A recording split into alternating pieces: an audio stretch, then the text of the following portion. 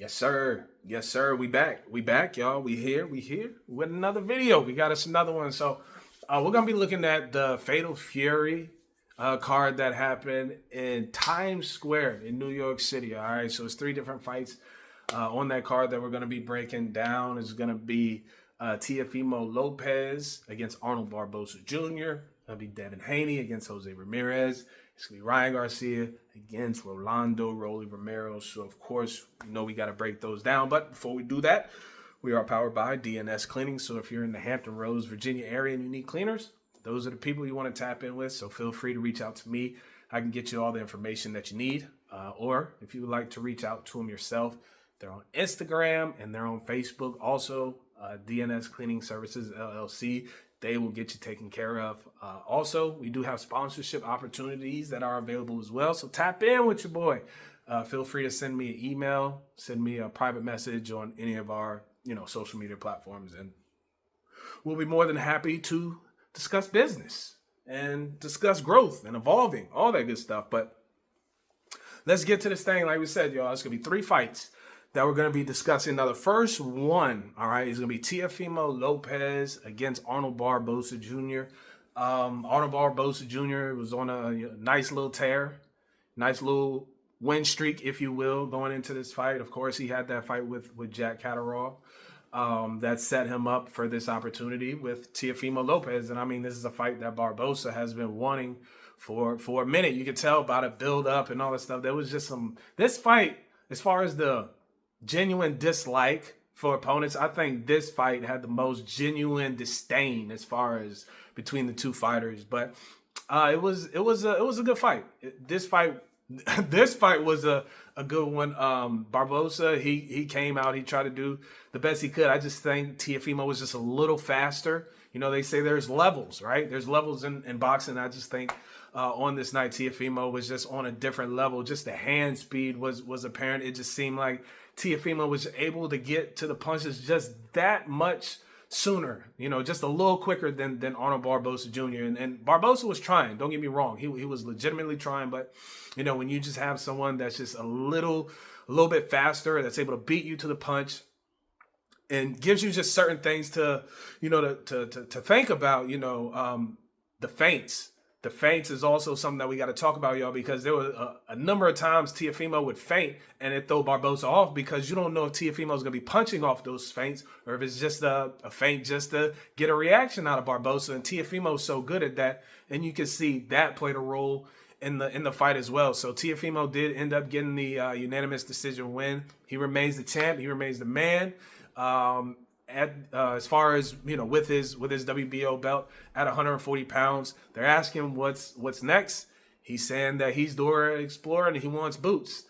He wants Jerron Boots in his next at 147. So we will see. We'll see what's next for Teofimo. We'll see if he's able to lock that fight down with Jerron Ennis. That'd be a good one. I'd be all in for that. So we'll see how that shakes out. But like we said, that one was good. But to the next one, Devin Haney, Jose Ramirez. This one wasn't as good as I thought it was going to be, really, to be honest with you, just because Devin Haney somewhat has a statement, what I'm saying, that he wanted to make and what he was saying during the press conference. And it just seemed like there was I felt like as far as physical capabilities, he was physically faster, than his opponent. He's younger, so I think he had the advantages in his favor. I think just the fans wanted to see him be a little bit more aggressive. There was a lot of I don't want to say running, but he was doing a lot of moving, and people thought that with the matchup and with him being faster than Ramirez, that it could possibly be a situation where Devin Haney could have, really put on a showcase, right, and put on a good performance. But it was he got the win. He did what he had to do. But fans were just expecting a little bit more from Devin Haney, if we're gonna be 100. And then the last one, the last fight, we have Rolando Romero against Ryan Garcia. And styles make fights. And we saw another case of this. Rolly style was just too much, too confusing for Ryan. He dropped Ryan early in the fight. I want to say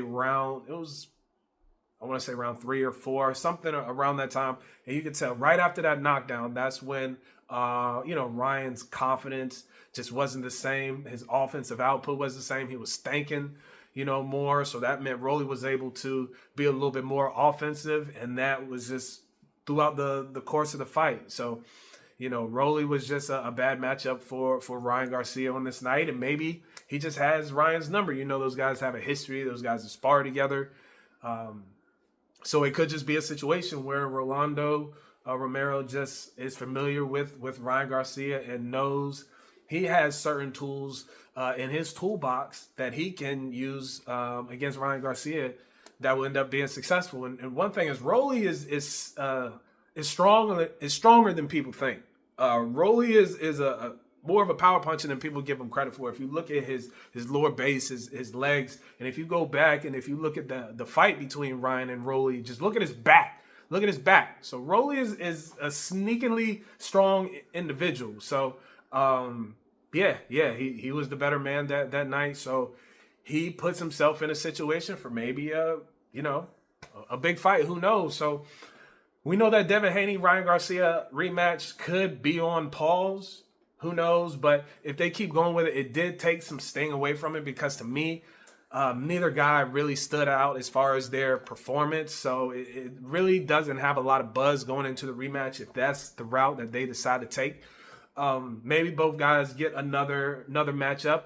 Put on a good performance, get a stoppage win, maybe fight on the same card again, sell out an arena and figure all that out. But I just think they have to get just a little bit more of an impressive performance before they go into that rematch and generate millions of dollars and charge pay-per-view money and get people to want to see it because if we're going to be 100, that version of Devin Haney against that version of Ryan Garcia is not what we want to see.